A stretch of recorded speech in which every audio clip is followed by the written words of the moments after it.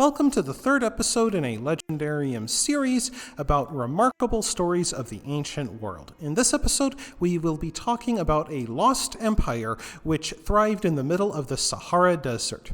We will talk about the creation of the Garamante city and how they engineered vast farms in the middle of the Sahara Desert, the Roman invasions which helped to bring Garama in contact with Mediterranean trade, and finally the fall of Garama.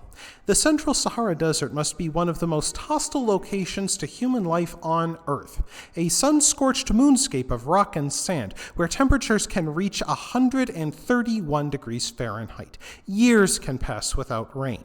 Yet the ancient city of Garama rose in the Wadi Ajal, a depression 100 miles long and about 2.5 miles wide, just south of a sand sea called the Dahan Ubari. 4,000 people lived in the city, with another 6,000 living in villages around the main town. Garamantes were probably descendants of the local Neolithic farmers who arrived in the area around 1000 BC, building hill fort settlements along the edge of the wadi. From here, the Garamantes ruled chains of wadis and oases on the desert caravan routes that extended over 100,000 square miles. Herodotus, the father of Greek history, wrote that the Garamantes spread hummus over salty ground to cultivate it, bred cattle that walked backwards to graze because their horns were too long, and hunted trollmen in 4-horse chariots. In truth, the Garamantes used sophisticated engineering to make the desert bloom. After the great drying of the Sahara 5,000 years ago, some water was sealed as fossil water in aquifers.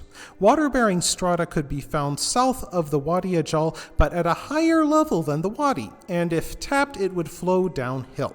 Inspired by irrigation methods in Persia and Egypt, Garamante engineers dug long underground tunnels called fagaras, some hundreds of miles long, to make water flow into the farm fields. Though only 2 feet wide, the water canals could go on for miles. Most of these tunnels were cut through sand, clay, and even rock, and needed constant maintenance from slave laborers working in the furnace heat of the Sahara. Through their brutish toil, the Garamantes grew dates, grapes, olives, figs, sorghum, and wheat. In the early imperial era, Rome sought to expand its holdings in Africa, in part because of raids on Roman trade by the Berbers of the Libyan desert. Just as the Greeks made ridiculous stereotypes of the Garamantes, Roman literature portrayed them as going about unclothed, dwelling in camel-skin tents, and hungry for loot and murder at all times. Of course, the difficulty the Romans faced in subduing the desert nations seemed to debunk these attitudes. In 89 BC, the Roman proconsul Cornelius Balbus led 10,000 legionaries into Libya, seizing the city of Gadams before briefly occupying Garama itself. In 41 AD, the Roman legate Suetonius Paulinus led an expedition into the Atlas Mountains to quell bandit activity. However, the most impressive expedition was made by Septimius Flaccus, thought by some to be an ancestor of the Emperor Septimius Severus. Not only did he prove successful against the bandits hounding the Roman provinces in Africa, but he made it as far south as Lake Chad, bringing back stories of elephants and rhinoceroses. Later, a Roman merchant named Julius Maternus led an expedition to follow Flaccus's footsteps and made his way to Garama. He met with the Garamantian king, who allowed Maternus to join him on an expedition further south. Like Flaccus, Maternus came to Lake Chad, returning to Rome with a rhinoceros that he displayed in the Colosseum. The beast caused such a sensation in the arena that the Emperor Domitian minted coins with the beast's image. In time, Garama became a client kingdom of Rome. Its reduction in status, however, brought new trade routes to the city. It soon grew into a commercial hub with a population of 10,000. A visitor there would have seen goods from across the Mediterranean, like amphorae of olive oil and wine, along with imported pottery and marble. That marble was used in Garamante construction, including a royal mausoleum which had clear Roman influence in its design. To obtain these goods, the Garamantes offered semi-precious stones like carnelian and amazonite. Local nobility often wore these stones as jewelry, serving as status symbols. However, the Romans also highly prized these small stones, and they became the main commodity in the West African trade. The Garamantes also sold the Romans gold, ivory, textiles, and even grain. Garamantes tended to keep the best Roman goods for themselves, trading lesser items like salt, food, and textiles with the West African caravans who made their way north. The slave trade also played a key role in Garamante wealth.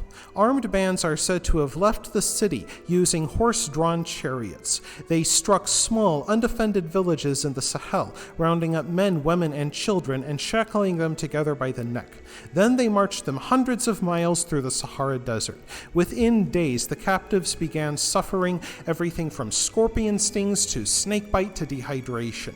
Those who slowed down the coffle had their heads chopped off as they stumbled through the sand.